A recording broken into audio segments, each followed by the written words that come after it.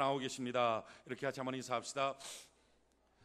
할렐루야. 우리 다시 한번 확실하게 분명하게 우리 다시 한번 옆분들 뒷분들에게 자기가 지수는 최고의 미소로 하나님이 당신을 사랑하고 계십니다. 이렇게 같이 한번 인사합시다. 할렐루야. 오늘 누가복음 4장 16절로 21절 말씀을 통해서 참된 자유와 해방, 참된 자유와 해방이라고 하는 제목으로 하나님 말씀 증거하겠습니다. 올해는 우리 국권이 일제 침탈당한 지 100년이 되고, 또 오늘은 그 침탈당한 국권이 회복된 지 광복 65년을 맞이하는 아주 뜻깊은 날입니다. 우리가 일제에 우리의 국권이 침탈당했을 때 우리는 우리의 말도 잃어버리고 또 우리의 문화도 다 사라지고 말았습니다. 우리의 것을 소유할 수가 없었습니다. 우리의 젊은 청년들은 징병으로 끌려가서 총알바지로 가서 소우 없는 젊은이들이 이유 없이 목적 없이 죽었습니다. 나라와 민족을 지키는 일이라면 1000만 번 자기의 생명을 내놔도 아깝지 않겠죠. 하지만 일제를 위하여 끌려가서 그냥 개죽음을 당하고 충탄바지로 앞에 끌려가는 것은 참으로 안타까운 일이었습니다. 그러나 우리는 국권이었기 때문에 그렇게 끌려가는 일제 앞에 항거할 수가 없었습니다. 또 우리의 젊은 처녀들은 끌려가서 위안부로 삼아서 자기의 인생의 모든 미래가 완전히 망가지고 꿈도 상실하는 그런 안타까운 인생을 살게 되었습니다. 우리의 장년들은 부국대라고 하는 이름으로 끌려가서 탄광에 가서 일하고 또 여러 가지 징용장에 가서 끌려가서 일하면서 나라의 부여가 아니라 일제의 부여를 위해서 다 일하면서 자기의 젊음을 바치고, 지금도 사할린에는 돌아오지 못한 동포들이 참 많이 있습니다. 또 아이들과 어르신들은 열심히 일하고 농사를 지었지만 농사 모든 것은 공출이라는 이름으로 다 가져가서 우리 백성들은 초근 목피, 말 그대로 나무 껍데기 먹고 풀 뜯어 먹는 그런 참 안타까운 36년의 세월을 보냈습니다. 말도 쓰지 못하고 자기 이름도 잊어버리고 이름도 쓰지 못하고 또 우리의 문화도 만들어내지 못합니다. 그때 한국말 쓰면은, 우리 조선말을 쓰면은 일제에 끌려가서 하루 종일 두들겨 맞습니다. 내 나라가, 내 백성이 내 말 쓰는데 가서 끌려가서 두들겨 맞습니다. 집에 있는 숟가락 젓가락까지 다 공출하고 가서 그걸로 폭탄 만들고, 그래서 그냥 손가락으로 미개인도 아닌데 그렇게 밥을 먹고, 또 교회에 있는 종까지 뛰어가서 그걸로다가 폭탄을 만들었습니다. 일제 순사에 의해서 그렇게 끌려다니면서 고통받고 괴로워했던 거, 그때 아무리 노력하고 아무리 힘을 써도 우리 건 아무것도 없는 거예요. 다 나가는 거예요. 그러다가 하나님의 은혜 가운데 1945년에 8월 15일 날 우리가 해방을 맞이했습니다. 해방 맞이하자마자 급조된 태극기, 집집마다 태극기 그려서 뛰어나서 처음 불러보는 애국가 부르면서 거리마다 뛰쳐나서 우리 백성들이 막 외치며 그 자유와 그 해방을 만끽했습니다. 그것이 바로 65년 전의 우리의 일입니다. 여러분, 우리 65년 전에는요, 정말 초금 높이 이유 없이 끌려가서 성놀이개로 삼고 이유 없이 끌려가서 총알바지에도 속수무책 말 한마디 못합니다. 가서 예수 믿는 사람도 끌고 가서 우상 앞에 절하라. 살려면 절해야 되고 안 그러면 두들겨 맞아 죽습니다. 교회마다 문을 닫고요. 그때 남한 땅에 있는 침례교회 전체가 문을 닫아버렸어요.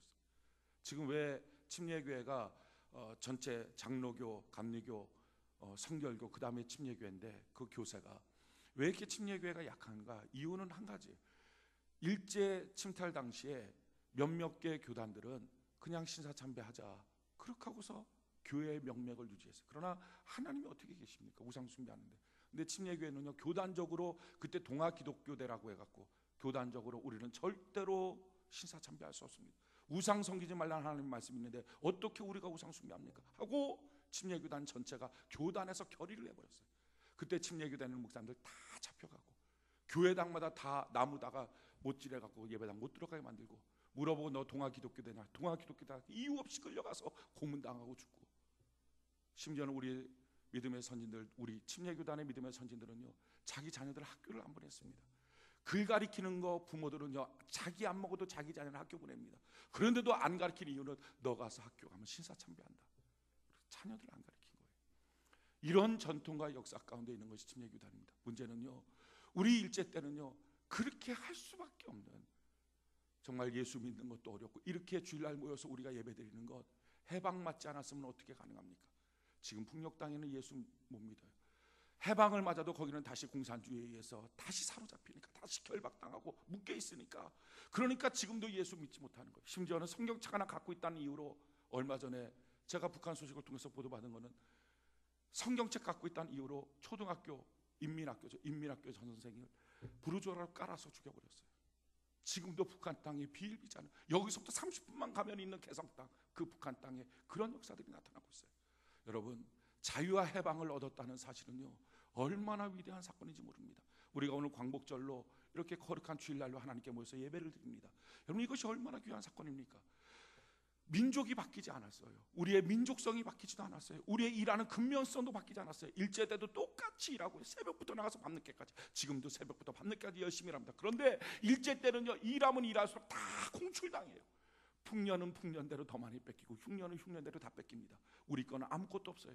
뭘 해도 우리 게 안 됩니다. 그런데 이제 자유와 해방을 얻고 난 다음에 이제부터 우리는요, 일하는 대로 우리 것이 된 거예요. 할렐루야. 그래서 경제 10위권, 전 세계 10위권의 나라로 우리가 성장하게 된 것입니다. 할렐루야. 얼마나 놀라운 사건이에요. 해방이라는 것이 없었다면 일한다고 되는 게 아니라는 거예요. 열심을 낸다고 되는 게 아니라는 거예요. 자녀를 낳아도요, 그 자녀가 어떻게 될지 모르는 거예요. 우리가 자유가 빼앗기고 해방이 빼앗기면요, 그냥 그 자녀는 그냥 가서 끌려다니고 죽고 노리게 당하고 이렇게 하는 거예요. 그런데 우리의 국권이 회복되고 우리가 자유와 해방을 얻었더니 이제는 우리의 자녀를 자유롭게, 정말 멋진 자녀로 우리가 키워갈 수 있는 거예요. 신앙생활도 지켜질 수 있는 거예요. 이 모든 게 자유와 해방을 얻은 오늘 이 광복절의 축복인 줄로 믿습니다. 이것은 우리 민족의 노력으로 주어진 것이 아니라 하나님의 놀라운 은혜로 우리에게 주어진 하나님의 선물인 줄로 믿습니다. 뿐만 아니라 오늘 이것을 통하여 생각해보는 것은 우리 영적인 자유와 해방이라는 것입니다. 여러분, 국가가 자유와 해방이 없으면, 민족적인 이런 국권에 침탈당했을 때 해방이 없으면 노력해도 안 되고 힘써도 안 되고 애써도 안 됩니다. 마찬가지예요. 우리의 영이 악한 마귀에 사로잡혀 있으면, 죄로 말미암아 결박당했으면 노력해도 안 되고 힘써도 안 되고 애써도 안 되는 것입니다. 결혼하면 결혼한 만큼 고통이고, 자녀를 낳으면 자녀를 낳은 만큼 고통이고, 사업하면 사업하는 게 고통이고, 직장생활하면 직장생활이 고통입니다. 뭘 해도 안 되는 것, 우리가 일제시대 때 우리는 이미 경험해봤어요. 노예생활 끌려다니는 삶이 무엇인지를 압니다. 여러분, 우리 민족이 이렇게 끌려다니다가 해방받고 나서 그 다음부터의 모든 삶이 가치가 있는 것처럼, 우리도 예수 믿기 전에 우리의 모든 삶은 뭘 해도 안 되는 결박당한 인생이에요. 오늘 여러분들 가운데 혹시 예수 믿지 않는 분들 계십니까? 오늘 이 말씀을 듣고 예수 믿기로 작정하는 은혜가 있기를 바랍니다. 여러분, 예수 믿는다는 놀라운 은혜가 뭐예요? 그 축복이 뭐예요? 성경이 이와 같이 말합니다. 골로새서 2장 14절로 15절에 우리를 거스르고 불리하게 하는 법조문을 쓴 증서를 지우시고 제하여 버리사 십자가에 못 박으시고 통치자들과 권세들을 무력하여 드러내고 구경거리 삼으시고 십자가로 그들을 이기셨느니라. 골로새서 1장 13절로 14절에 그가 우리를 흑암의 권세에서 건져내사 그의 사랑의 아들의 나라로 옮기셨으니 그 아들 안에서 우리가 속량 곧 죄사함을 얻었도다. 로마서 8장 1절로 2절에 그러므로 이제 그리스도 예수 안에 있는 자는 결코 정죄함이 없나니 이는 그리스도 예수 안에 있는 생명의 성령의 법이 죄와 사망의 법에서 너를 해방하였습니다. 할렐루야. 예수 믿는 것은 죄와 사망의 법에서 해방되는 사건인 줄로 믿습니다. 해방과 자유를 얻을 때부터 우리의 인생은 가치 있고 의미 있는 인생이 된다는 것입니다. 여러분, 우리의 삶은 무엇입니까? 예수 믿기 전에 삶의 모습은 어떤 것들이에요? 보십시오. 천지 만물이 만들어질 때 이 땅을 하나님은 뭐라고 말씀하셨습니까? 천지 만물이 만들어질 때 그냥 만들어진 게 아니라 성경은 말씀으로 천지 만물이 만들어졌다. 성경은 이와 같이 기록합니다. 성경이 이와 같이 말합니다. 히브리서 11장 3절에 믿음으로 모든 세계가 하나님의 말씀으로 지어진 줄을 우리가 아나니, 모든 세계가 하나님의 말씀으로 지어졌다 하는 것입니다. 그래서 창세기 1장에 보면 혼돈 흑암 공허로 가득하 있는 세상 가운데 하나님께서 이 세상을 향하여 빛이 있으라 라고 말씀하셨더니 빛이 있었어요. 하늘과 땅과 별들은 있어라 하고 말씀하셨더니 별이 있었어요. 그러니까 온 세계 만물은 말씀으로 지어진 것입니다. 그러니까 이 세계 속에 행복하게 살려면, 이 세계 속에 바르게 살려면, 이 세계 속에 제대로 살려면 말씀 안에 순종하고 말씀 따라 살아야 합니다. 그래서 이 우주 만물을 지으시고 난 다음에 하나님은 아담과 하와를 에덴 동산, 기쁨의 땅이라고 하는 에덴 동산에 살게 하시고 그들에게 유일한 한 가지 법을 말씀해 주셨어요. 그 법이 뭐냐면은 말씀 지키며 살라라고 하는 법입니다. 그게 우리가 잘 알고 있는 선악과예요. 성경이 이와 같이 말합니다. 창세기 2장 16절로 17절에 여호와 하나님이 그 사람에게 명하여 이르시되 동산 각종 나무의 열매는 내가 임의로 먹되 선악을 알게 하는 나무의 열매는 먹지 말라. 내가 먹는 날에는 반드시 죽으리라 하시니라. 보십시오. 어떤 사람이 이렇게 말해요. 왜 쓸데없이 하나님이 에덴 동산에다 선악과 만들어 놓고 그거 따먹게 해갖고 사람 죄짓고 타락하고 방탕하게 만들었냐? 아니에요. 그 쓸데없이 만들어 놓은 게 아니라요, 말씀으로 지어진 세계예요. 그리고 하나님 말씀한 게 뭡니까? 말씀으로 지어진 세계니까 말씀 안에 살면, 말씀에 순종하며 살면 너의 인생은 말씀으로 지어진 이 세계 안에 행복하고 평안하고 참 놀라운 삶을 살 수 있다. 그래서 너가 말씀으로 사는지 안 사는지에 대한 시금석, 판단하는 기준으로 주신 건 뭐예요? 그게 선악과예요. 선악과의 자체가 무슨 뭐 어떤 효능이 있고 그게 아니라, 이 선악과 뭡니까? 동산 나무 모든 것은 다 먹어도 된다. 그런데 이거 먹지 말라 하는 하나님의 말씀이에요. 그래서 그 선악과를 안 먹으면 하나님의 말씀을 지키는 거예요. 그래, 동산 나무의 시간은 다 먹되 이건 먹지 말라 그랬지. 그거 지키고는 말씀 지키는 거예요. 그런데 만약에 그 선악과를 내가 따먹으면 하나님의 말씀을 업수히 여기는 거예요. 그 표징으로 주신 게 선악과입니다. 그러니까 선악과라는 것은 괜히 주신 게 아니라 말씀대로 살면 행복하다 하는 기준으로 유일한 법 하나 주신 것, 이게 바로 선악과입니다. 자, 이 선악과를 바라보면서 아담과 하느냐, 저거 따먹지 말자. 하나님이 저거 따먹으면 정년 죽는다 그랬어. 저거 따먹으면 내 인생 살 수 없어. 그러니까 하나님의 말씀대로 순종하며 살자. 하나님과 교제하며 기쁨으로 서로 살았어요. 근데 이 꼴을 악한 마귀는 보지를 못하는 거예요. 어떻게 하든지 사람이 불행해지고, 어떻게 하든지 눈물 나고, 어떻게 하든지 괴로워지고, 이렇게 하는 게 마귀의 소원이니까 어떻게 하면 이 사람들을 불행하게 만들까? 방법은 한 가지예요. 말씀에 불순종하게 만들면 사람은 불행해집니다. 왜? 말씀으로 지어진 세계 가운데 살아가기 때문에. 마귀가 와서 뭐라고 말합니까? 말씀에 불순종하게 만들어요. 그런데 사람을 억지로 끌고 가서 말씀에 불순종하게 할 수는 없습니다. 사람이 불순종하는 거예요. 그래서 마귀 하는 게 뭐예요? 유혹하는 거예요. 성경이 이렇게 말해요. 창세기 3장 1절 이하에 보면, 그런데 뱀은 여호와 하나님이 지으신 들짐 중에 가장 강교하니라. 뱀이 여자에게 물어 이르되 하나님이 참으로 너희에게 동산 모든 나무의 열매를 먹지 말라 하시더냐? 여자가 뱀에게 이르되 동산 나무의 실과를 우리가 먹을 수 있으나 동산 중앙에 있는 나무의 열매는 하나님의 말씀에 너희는 먹지도 말고 만지지도 말라. 너희가 죽을까 하노라 하시오니라. 자, 여기까지의 대화 속에서 보면요, 마귀의 본체는 드러나지 않아요. 그러니까 마귀는 처음부터 자기가 마귀인 것처럼 나타나지 않아요. 야, 동산 나무 씨가 다 먹지 말라 그랬냐? 아니, 먹으라는데 저 중앙에 있는 저 선악과만 먹지 말라 그랬어. 아무 문제가 없습니다. 그런데 여기서 마귀는요, 마침내 자기의 실체를 드러내버려요. 그 실체가 뭡니까? 이렇게 말하는, 아니야, 저거 먹어도 너 안 죽어. 여러분 보십시오. 마귀라고 하는 놈은요, 우리에게 하나님의 말씀을 불순종하게 만들 때 하는 방법은, 우리가 하나님의 말씀을 통한 정보를 얻습니다. 야, 주일 성수하자, 11조 하자, 그래야 복이 된다. 야, 우리가 전도하자. 야, 교회 충성하자. 야, 하나님의 말씀대로 우리가 살아가자. 하나님의 말씀에 대한 원리들이 있어요. 이걸 다 알고 있습니다. 알고 있어 그 말씀대로 살아가는데 어느 날 전혀 새로운 정보를 주는 거예요. 야, 주일 성수 안 해도 괜찮아. 11조 안 드려도 너 망하지 않아. 야, 너 전도 안 해도 명령대로 안 살아도 너 그래도 행복하게 살 수 있어. 괜찮아 라고 하는 새로운 생각, 새로운 정보가 머릿속에 들어오는 거예요. 그걸 누가 줘요? 그게 마귀가 주는 거예요. 마귀가 이렇게 말해요. 뱀이 여자에게 이르되 너희가 결코 죽지 아니하리라. 하나님은 죽는다. 그래서 아담과는 그동안 이거 안 지키면 죽어 라고 알고 있었는데, 전혀 새로운, 안 지켜도 괜찮더라, 안 지켜도 별 탈 없더라, 이 소식이 들리는 거예요. 자, 그래놓고 여기서 그걸 합당화시키는 마귀의 생각을 집어넣습니다. 뭐라고 집어넣습니까? 5절에 보니까 너희가 그것을 먹는 날에는 너희 눈이 밝아져서 하나님과 같이 되어 선악을 알 줄 하나님이 아심이니라. 야, 주일 성수하지 마. 왜 하는 거야? 야, 교회 괜히 오라 그러는 거야. 그 목사 때문에 오라 그러는 거야. 11조 하지 마. 그거 교회 괜히 헌금 거두려고 하는 거야. 야, 전도하지 마. 그거 목사 때문에 하는 거야. 자기 머릿속에 안 해도 되는 합당한 수많은 이유들을 집어넣습니다.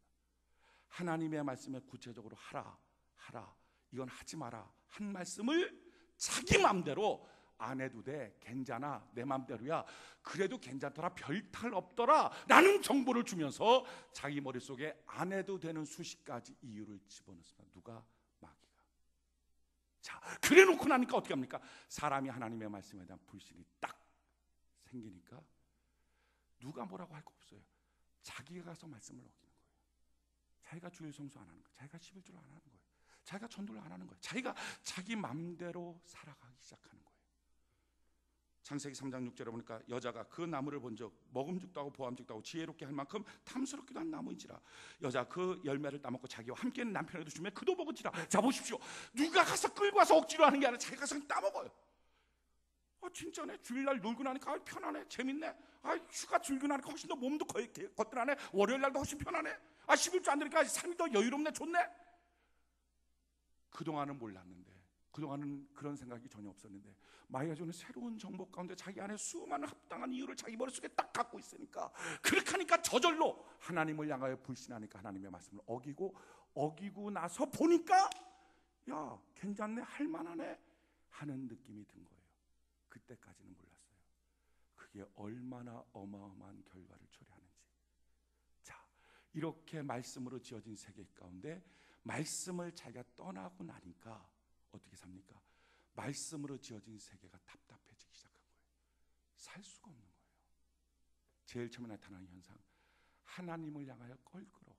두려워지기 시작해요. 창세기 3장 8절에 보니까 그들이 그날 바람이 불 때 동산에 거느시는 여호와 하나님의 소리를 듣고 아담과 그의 아내가 여호와 하나님의 낯을 피하여 동산 나무 사이에 숨은지라. 그 다음부터는요, 목사님 보기가 싫어요. 교회 가기가 싫어요. 교인들 만나는 게 싫어요. 그러니까 전화 와도 안 받아요.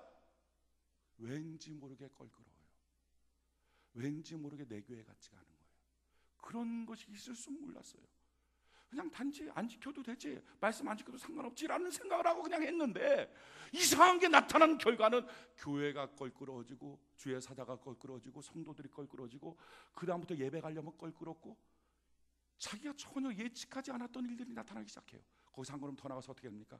하나님과의 관계가 이제 점점 멀어지기 시작해요. 창세기 3장 10절에 이르되 내가 동산에서 하나님의 말씀을 듣고 내가 벗어짐으로 두려워 숨었나이다. 이유가 많아지기 시작해. 나 교회 안 나갈 이유, 교회가 싫어지는 이유, 하나님이 싫어지는, 기도하지 못할 이유, 자꾸 하나님과 멀어져요. 거기서 멈추는 줄 알았어요. 아니에요. 거기서부터 한 걸음 더 나가기 시작해요. 말씀으로 지어진 세계니까, 말씀을 떠나니까 삶 자체가 다 답답한 거예요. 다 힘든 거예요. 창세기 3장 12절에 아담이 이르되 하나님이 주셔서 나와 함께 있게 하신 이 여자, 그가 그 나무 열매를 내가 주므로 내가 먹었나이다. 처음에 아담이 하와를 만날 때는 이는 내 뼈 중에 뼈, 살 중에 살이요, 너무 사랑한다 이렇게 말했어요. 그런데 선악과 먹고 났더니 전혀 예측하지 못한 일이 생겼어요. 자기가 말씀을 떠나고 나니까요, 주변 사람들이 싫어져요. 원망이 생겨요. 지금 자기 삶이 답답하니까, 말씀으로 지어진 세계인데 자기가 말씀을 떠나니까 얼마나 암담하고 답답하고 싫습니까? 암담하고 답답하고 싫으니까 그 공간에 놓여있는 사람들이 먼저 싫은 거예요. 그래서 남편이 싫어요. 원망해요. 아내가 싫어요. 심지어는 자기 자녀도 싫어요. 부모도 싫고요. 이런 환경 처지에 놓여서 만나는 사람 자체가 다 싫은 거예요. 왜? 말씀으로 지어진 세계 가운데 말씀을 떠나니까 그 공간이 답답한 거예요. 거기서 한 걸음 더 나가서 어떤 문제가 생겨요. 창세기 3장 16절에 또 여자에게 이르시되 내가 내게 임신하는 고통을 크게 더하리니 내가 수고하고 자식을 낳을 것이며 너는 남편을 원하고 남편은 너를 다스릴 것이라. 그 다음에 어떻게 해요? 자기가 원하는 건 많아요. 지금 내가 이렇게 하고 싶어요, 저렇게 하고 싶어요. 그런데 문제는 한 개도 원하는 게 안 돼요. 그러니까 집에 가기가 싫은 거예요. 남편도 지 마음 안 들어요. 아내도 지 마음에 안 들어요. 아주 자녀도 싫어요. 꼴도 보기 싫어요. 정말 죽지 못해 살아서 가는 거예요. 이렇게 될 줄은 몰랐어요. 나는 단지 말씀 말고 다른 세계가 있을 거라고 생각한 거예요. 말씀 안 들어도, 말씀 순종 안 해도 괜찮을 것 같은 느낌이 들었기 때문이에요. 그런데 문제는 전혀 예측하지 못하는 삶에 대한 공포, 염려, 두려움, 걱정, 이것이 시작하더니 하나님과의 관계가 껄끄러지더니 주변에 있는 사람들이 불만스러워지기 시작하고 답답하고 싫은 거예요. 참 놀랍죠? 근데 예수 믿고 은혜 충만히 받아보십시오. 그렇게 미웠던 남편을 향하여 불쌍히 여기는 마음대로. 이게요, 말씀 떠났다가 말씀 안에 들어오면요, 그렇게 싫었던 삶, 심지어는 자기 인생 자살하고 싶었던 그 삶이 얼마나 귀하고 가치고 소명이 보이는지 몰라요. 이게 삶의 문제가 아니라 삶이 구성되고 있는 말씀의 문제예요. 말씀 떠나면 다 싫어지고 말씀 안에 있으면 다 기가 막힌 거예요. 아담과 하와는 그걸 몰랐어요. 거기서 한 걸음 더 나서 어떤 문제가 생깁니까? 창세기 3장 17절에 아담에게 이르시되 내가 내 아내의 말을 듣고 내가 내게 먹지 말라 한 나무의 열매를 먹었은즉 땅은 너로 말미암아 저주를 받고 너는 내 평생에 수고하여 그 소산을 먹으려. 이제 어떻게 해? 삶이 다 저주. 이제 안 돼. 그러지 않아도 싫은데, 그러지 않아도 주변도 싫고 자기 인생도 싫고 다 답답한데, 그러니까 자살하는 거예요. 다 싫은데 거기다가 하는 일마저 안 되는 거예요. 이게 우리 운명이에요. 이게 지구의 운명이에요. 보십시오. 하나님 말씀으로 창조했어요. 말씀으로 창조한 세계 가운데 하나님이 말씀 지키면 살아라. 그럼 너 행복하다. 근데 사람이 하나님의 말씀을 거절해버렸어요. 마귀의 유혹을 받아서 말씀 안 지켜요. 그랬더니 인생이 다 불행했어요. 말씀으로 만든 세계 가운데 말씀을 거절하니까 남은 게 없는 거예요. 다 고통이에요. 관계가 고통, 인생이 고통, 저주예요. 온통 저주로 가득한 인생. 이게 인류의 운명이고 지구의 운명이고 우리 각자의 가정과 인생의 운명. 이걸로 우주는 끝이에요. 더 이상 역사는 없어요. 그럼 그냥 끝이라고요. 자, 이렇게 되어서 우리는 태어나면 다 지옥 가는 인생이 된 거예요. 태어나면 다 지옥 가요. 저주 속에. 누가 여기에 대해서 하나님 앞에 원망할 수 있어요? 하나님 왜 내 인생이 이렇게 만들어놨어요? 왜 나는 태어나면 다 지옥 가고 저주밖에 없어요? 왜? 너가 말씀 떠났으니까. 아담과 하와가 그런 거 아니에요? 아니요. 두 가지 이유 때문에 마찬가지예요. 아버지가 사업하는데 도장 잘못 찍었어요. 그러면 자녀들은 도장도 안 찍었는데도 불구하고 집에서 쫓겨나야 돼요.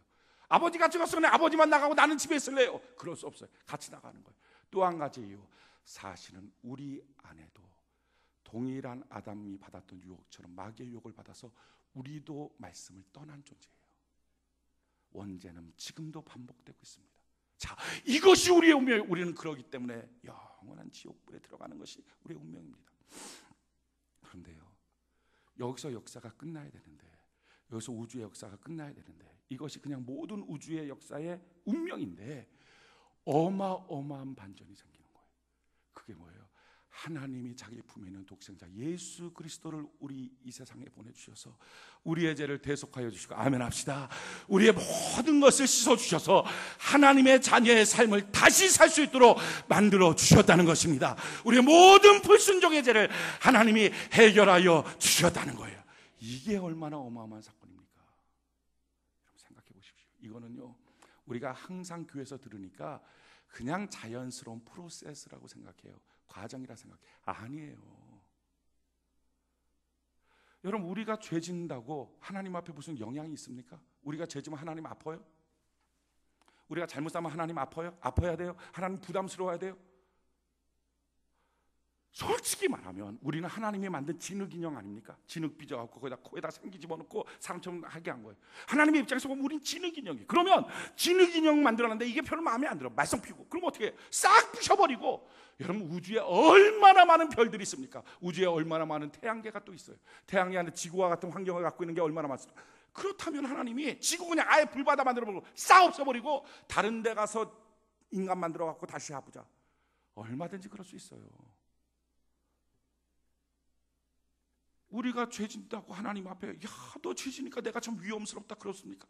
야, 너가 잘하니까 내가 참 굉장히 높아진다. 우리가 아무리 잘하든 아무리 못하든 하나님한테는 영향 자체가 안 가는 거예요. 하나님이 만든 진흙 인형 같은 우리의 모습이 무슨 하나님한테 영향이 갑니까? 그러니까 성경이 이렇게 말하는 거예요. 욥기 35장 6절로 8절에 그대가 범죄한들 하나님께 무슨 영향이 있겠으며, 그대의 악행이 가득한들 하나님께 무슨 상관이 있겠으며, 그대가 의로운들 하나님께 무엇을 드리겠으며, 그가 그대의 손에서 무엇을 받으시겠느냐? 그대의 악은 그대와 같은 사람에게나 있는 것이요, 그대의 공의는 어떤 인생에도 있느냐?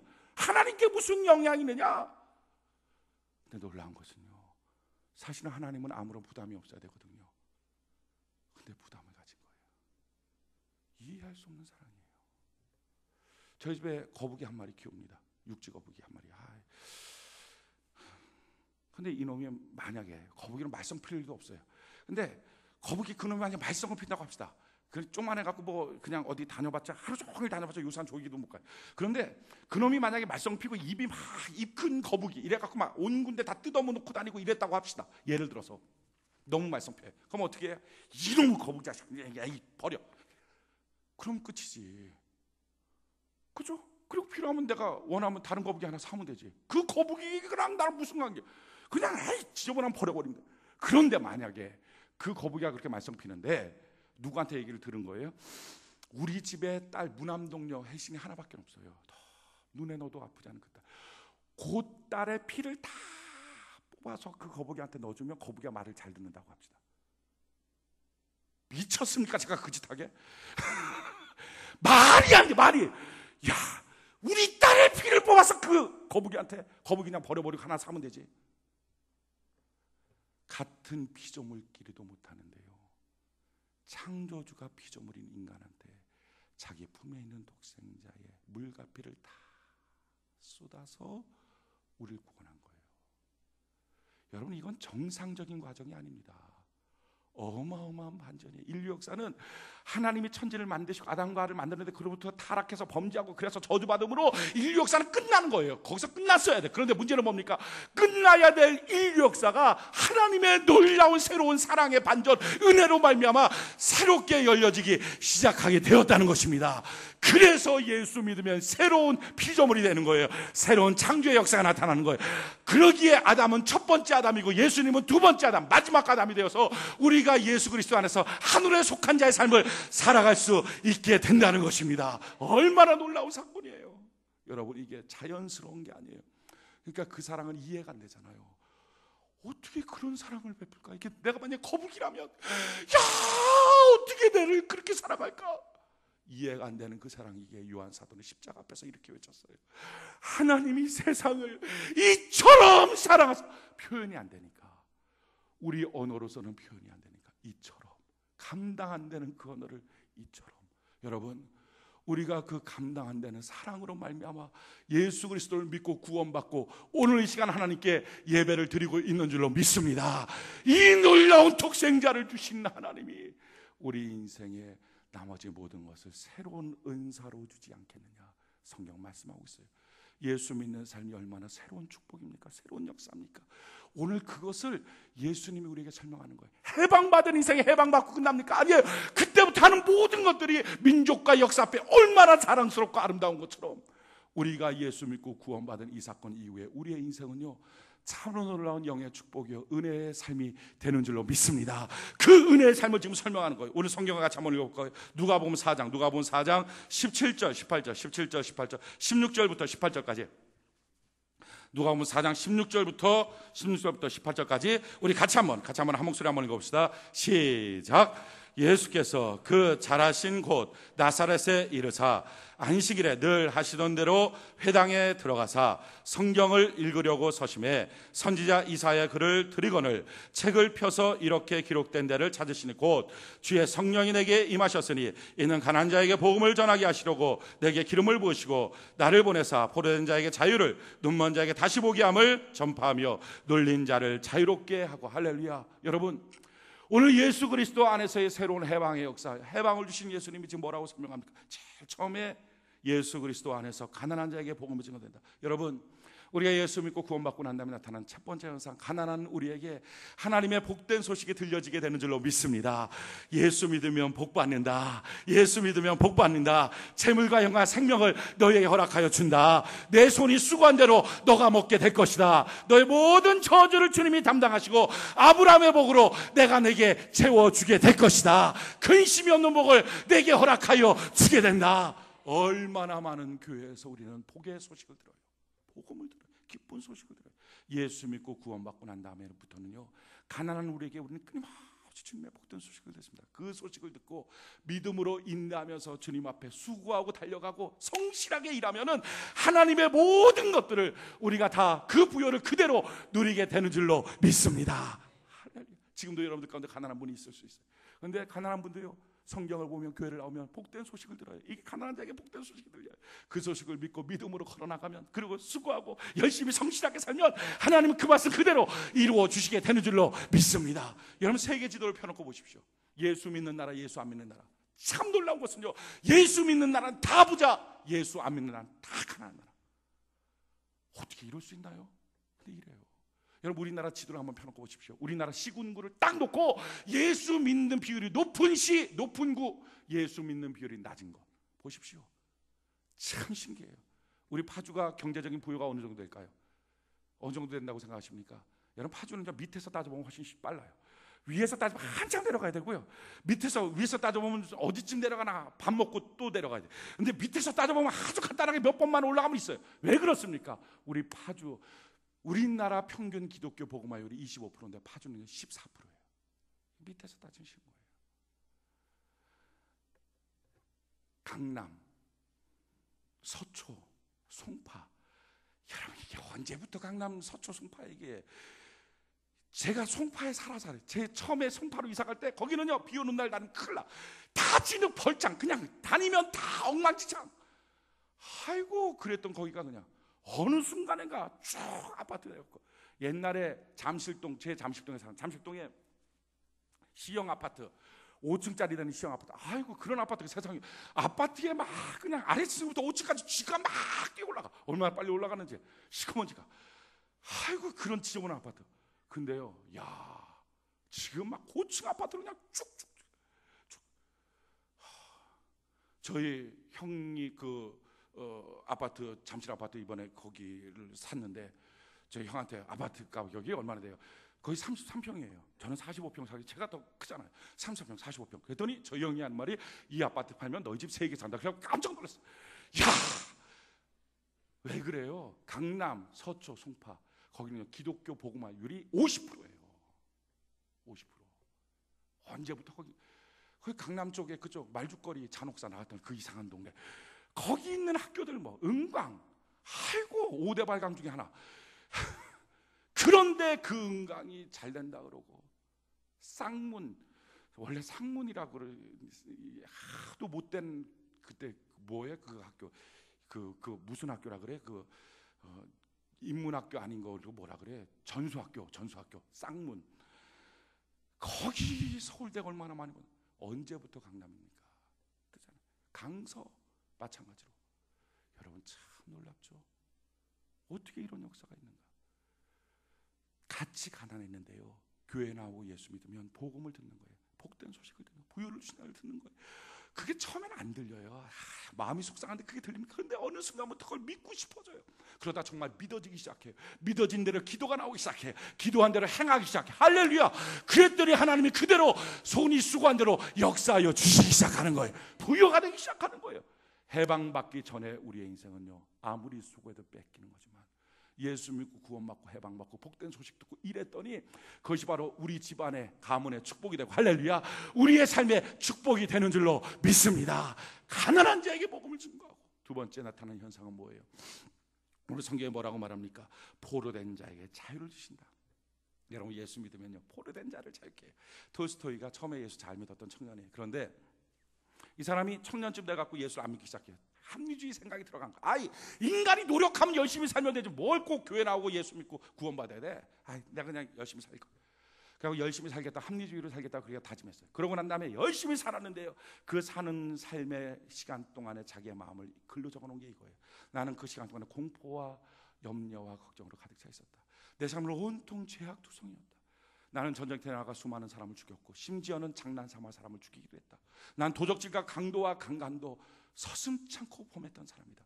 내 삶 전체는 지옥 같은 삶이었다. 해결되지 않는 자기 인생 인간이 노력하면 될 거라고 생각했던 톨스토이가 해결이 안 되는 거예요. 해결이 안 되는 그 삶을 놓고 어느 날 자기 형이 급작스럽게 죽었어요.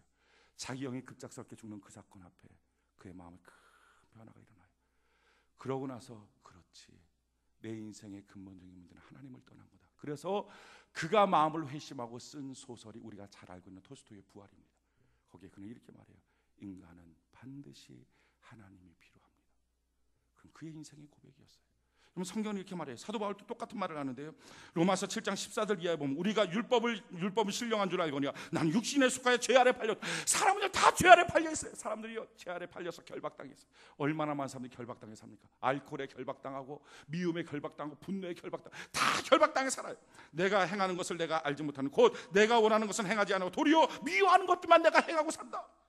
내 안에 육신의 선한 것이 거하지 않은 줄 내가 아노니 원하면 내게 있으나 선하는 것은 선을 행하는 것은 없도다. 내가 원하는 바 선을 행하지 않고 도리어 원하지 않는 바 악을 행하고 사는도다. 사람께 결박당해 살아요. 우리가 지존파라고 하는 사람들 합니다. 그 지존파 강령 보면 뭐 배신하면 죽인다, 까불면 죽인다, 뭐 부자면 죽인다. 아무튼 뭐 몇 가지 강령이 안 되는데 다 끝은 죽인다. 뭐 까불면 죽인다, 개기면 죽인다, 뭐 부자면 죽인다 하면 다 그런 거예요. 사설 감옥 만들어 놓고 압구정동에 사는 부자 잡아다가 거기다 잡아놓고 남자랑 여자 잡아놨잖아요. 그러고 난 다음에 그 남자 죽여갖고 거기서 인육을 씹어먹었어요. 불로 구워서 먹기도 하고 그 여자가 가까스로 탈출해서 신고해서 걸렸습니다. 잡혀서 그들이 감옥에 들어갈 때도 일을 하면서 내가 부자들 다 죽이지 못한 게 억울하다 이러고 들어갔어요. 얼마나 마음속에 어렸을 때서부터 돈 없어서 자기 엄마 몸 파는 모습을 자기 눈 뜨고 보면서 부자에 대한 적개심을 가진 거예요. 미움을, 분노를 가진 거예요. 다 죽여버리겠다. 미움이 그를 결박해버렸어요. 분노가 그를 결박해버렸어요. 그걸 풀 길이 없었어요. 그 미움과 분노로 포로되고 다 죽이고 싶은 마음으로 결박당했었어요. 그런 그에게 어느 한 장로님이 불쌍하니까 편지를 보내기 시작했어요. 전도 편지를 보내다가 어느 순간 성경 한 구절이 그의 가슴에 딱 들어왔어요. 처음엔 편지 안 보고 집어던지고 그러다가 어느 날 너무 심심하니까 편지를 보다가 성경 한 구절이 들어왔어요. 부탁을 해서 내게 성경을 보내주십시오. 성경 보고 그 다음에 그 사람이 성경을 읽기 시작했어요. 성경 읽다가 예수 그리스도를 만나고 그 미움, 그 분노에 포로된 결박들이 풀려나가기 시작했어요. 예수 믿고 구원받고 그 감옥에서 바뀌어져서요, 사형수로 독방에 살기 때문에 사람들 만날 수가 거의 없습니다. 그렇게 만나기 힘든 가운데서도 20명을 전도해서 예수 믿고 구원시켰어요. 마지막 천국 가는 날, 사형받는 그날에 천국 그 사형 집행하면서 그 장로님한테 장로님 저 먼저 가요. 전도 많이 하시다가 오세요. 그게 마지막 말이에요. 여러분 참 놀라운 것은 우리도 마찬가지. 우리도 어느 때 미움이 있어요. 분노가 있어요. 그런데 주님의 은혜가 내게 임하고 나면요, 그 결박들이 풀어지는 거예요. 미운 사람이 미워지지 않아요. 불쌍해 보여요. 나한테 그렇게 손해줬던 사람에 대해서 원망이 나오지가 않아요. 그를 위해 기도하기 시작할 수 있어요. 포로된 것이 풀려지는 것, 다른 데서는 안 풀려져요. 예수 안에 풀려지는 역사가 있게 되는 줄로 믿습니다. 주님 안에 새로운 역사가 시작하는 거예요. 그 다음에 세 번째 뭐라고 말해요? 눈먼 자에게 다시 보게 하는 거예요. 우리가 다 눈 뜨고 삽니다. 그럼에도 불구하고 우리는 사실은요, 눈 감고 사는 거예요. 사람들한테 물어보십시오. 소망이 없어요. 당신 왜 삽니까? 50% 정도가 죽지 못해 삽니다. 왜 삽니까? 자녀 때문에, 애들 때문에 삽니다. 왜 삽니까? 돈 벌려고 삽니다. 이게 나머지예요. 근데 두세 번만 물어보면 답변이 없는 거예요. 돈 벌어서 뭐 하려고? 집 사서 뭐 하려고? 그냥 우리 가정 행복하게 살려고. 그래서 뭐 하려고요? 답변이 할 게 없어요. 자녀 때문에 자녀 키워서 뭐 하려고? 답변이 없어요. 그러니까 인생에 소망이 없어요. 자기가 왜 사는지 몰라요. 답답하니까 자살해버리는 거예요. 대통령 돼도 자살하고, 장관 돼도 자살하고, 연예인 돼도 자살하고. 그런데 놀라운 것은요, 예수 믿어보십시오. 교회 나오고 나면요, 어린 꼬맹이조차도 자기가 하나님이 부르셨대요. 자기 안에 소망이 있대요. 소명이 있대요. 내 인생에 살아야 될 이유와 길이 있다는 거예요. 이야, 내 인생에는 하나님의 부르심에 목적이 있고 이유가 있대. 그게 막 느껴지고 고백되고 기도하니까요, 어려움이 있어도 어려움의 고비를 넘어가요. 할렐루야. 여러분, 만약 여러분들의 부르심의 소망을 잃어버렸다면 오늘 예수 믿고 구원받고 다시 한번 부르심의 소망을 누릴 수 있는 은혜가 있기를 바랍니다. 그 다음에 또 뭐라고 말해요? 눌린 것에서부터 자유케 해준다. 눌린 것에 자유케 해준다. 마귀는요, 다니면서 다 눌러요. 우리가 얼마나 눌린 게 많아요. 빚에 눌려 살고, 학력에 눌려 살고, 아주 그냥 막 인생 사는 짐이 산더미. 그런데 테텔레스타, 우리 주님이 십자가에서 우리의 모든 것을 다 갚았다. 예수 믿고 구원받고 나면 놀라운 사실 한 가지가 있어요. 억만 가지 염려 걱정이 있어도 주님 앞에 나와서 무릎 꿇으면, 그리고 기도하면 진짜 주님 앞에 그 문제를 맡겨드릴 수 있어요. 맡겨드리고 주님 도와주세요, 해결해 주세요 하고 나서는요, 자유하게 되면서 마음이 시원하면서 나는 주님의 사명 감당하겠습니다. 어렵고 힘든 게 산더미인데도 전도하러 다니고 찬송하고 기뻐하고 예배드리고, 이야, 눌려진 것들로부터 자유함이 있어요. 여러분, 예수 믿으면 이런 역사가 우리가 체험하는 역사인 줄로 믿습니다. 뿐만 아니라 더 놀라운 사실, 오늘 성경이 지금 뭐라고 말하고 있어요? 19절 우리가 한번 읽어볼까요? 누가복음 4장 19절, 누가복음 4장 19절 우리 같이 한 목소리 시작. 주의 은혜의 해를 전파하게 하려 하십니다. 할렐루야. 여기서 은혜의 해라고 하는 말은요, 희년을 말해요. 이스라엘은 특별한 법이 있어요. 50년마다 한 번씩 희년이 딱 되면, 희년이라는 해인데 50년마다 딱 희년이 되면, 그동안 돈 없어서 돈 때문에 돈 빌리려고 자기 땅 저당 잡혔다가 땅 뺏기고 뭐 노예로 끌려가는 경우도 있고 막 이런 거 다 뺏긴 거예요. 먹고 살다가 없어졌고 다 없었어. 그러니까 어떤 사람 땅이 이만큼 있고 어떤 사람 하나도 없어요. 불공평해요. 그런데 희년이 되면, 50년이 되면 이걸 다 무효, 원래 주인한테 다 나눠줘. 공평하게 만들어요. 여러분, 예수 믿으면요, 공평함을 누릴 수 있어요. 할렐루야. 송명이라고 하는 시인이 있어요. 이 사람은요, 태어날 땐 정상으로 태어났는데 의사의 잘못된 진찰 때문에, 진료 때문에 뇌성마비가 됐어요. 17살까지 그는요, 내 성마비에 온몸이 꼬여있는 자기의 모습 때문에 나 같은 게 살면 뭐해, 나 같은 게 살면 뭐해. 그래갖고 자기 이 손목을 끊으려고 하는데 손이 움직이지 못해서 손목을 못 끊는 거예요. 얼마나 죽고 싶었는데. 그러다가 자기 엄마 따라서 17살에 교회를 갔어요. 처음에는요 복음이 하나도 안 들려와요. 예수님의 말씀이 하나도 안 들려와요. 그러다가 어느 날 교회에 있다가 나 같은 거 왜 태어나게 했나요? 나 같은 거 왜 살게 했나요? 그렇게 한없이 오는데 어느 날 그날 예수님을 만난 거예요. 예수님 만나고 내가 주님 안에 새로운 피조물로 거듭나고 은혜를 받고 나니까요, 그 불쌍한 그 말도 안 되는 그 사람이 지은 시가 이거예요. 그러면서 노래하며 찬양하기 시작했어요. 공평하신 하나님이 나 남이 가진 건 나 없지만 공평하신 하나님이 나 남이 없는 것 같게 하셨네. 보십시오. 공평한 게 뭐가 있겠어요? 그런데 이 여자는요, 이 소녀는요, 공평함을 느낀 거예요. 남이 갖고 있는 지식도 없고, 남이 갖고 있는 돈도 없고, 남이 갖고 있는 건강도 없는데 남이 모르는 사랑을 받았다는 거예요. 남이 모르는 천국의 그 비밀을 알았다는 거예요. 남이 모르는 주님의 은혜를 알았다는 거예요. 여러분, 이 땅에 살 때 공평합니까? 공평함을 못 느끼는 거예요. 왜? 마귀가 다 뺏어가서. 우리가 조선으로 살 때 일제 강탈당할 때 공평합니까? 일본 놈들한테 다 뺏기는데 공평하지가 않아요. 공평함을 못 느껴요. 그러니까 우리가 이 땅에 살면서도 마귀한테 뺏기고 나면 공평함을 못 느껴요. 그래서 어떤 때는 자기 아버지가 없는 게 왜 이렇게 불공평한지, 자기 아버지 일찍 돌아가신 게, 자기 엄마가 없는 게 왜 이렇게 불공평한지, 그러니까 시댁 자리에도 엄마만 있었으면 하면서 괜히 눈물 나는 거예요. 자기는 돈이 없는 자기 인생이 왜 이렇게 불공평한지, 공부 못 배운 게 왜 이렇게 불공평한지, 자기 주변에 자기를 밀어주고 끌어줄 사람이 없다는 게 왜 이렇게 불공평한지. 그런데요, 그러다가 예수 한번 만나보세요. 자기 아버지 없다는 게 그렇게 불공평한데요, 아버지 없는 것보다 더 귀한 또 하나의 선물 주신 주님을 보는 거예요.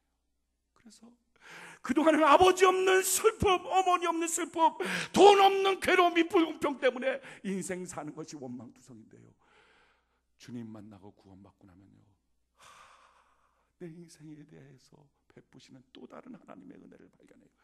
그때부터 느끼게 공평하다고 느끼니까 뭐가 느껴져요? 이제부터 다시 한번 살아보고 싶다. 그래서 예수 믿는 건요, 다시 한번 사는 기회가 됩니다. 여러분, 우리가 전도합니다. 전도하는 거 왜 전도해요? 교회 숫자 그냥 늘리지 않은 게 아니라요, 다시 한번 기회 주는 거예요. 여러분들 사랑하는 남편한테, 그렇게 불공평하다고 느끼는 남편한테 다시 한번 기회 주고 싶지 않습니까? 그 아내한테 다시 한번 기회 주고 싶지 않습니까? 그 자녀에게, 그 부모에게, 우리 이웃집에게 다시 한번 기회 주고 싶지 않습니까? 저는 파주에 와서 한 가지 감사한 것은요, 예전 수유동에 있을 때는요, 밤만 되면 우는 거예요, 사람들이. 어떤 소리는 매 맞아서 우는 소리, 어떤 소리는 한 맺혀서 우는 소리. 아파트에서도 사람이 밤에 그렇게 우는 거예요. 길거리에서도 술 먹고 쓰러져서 우는 거야. 이 파주 땅에는요, 그런 사람들은 별로 없더라고요. 그 사람들이 울면서 뭘 느낄까요? 불공평해. 예수 만나기 전에 우리의 삶은요, 다 불공평합니다.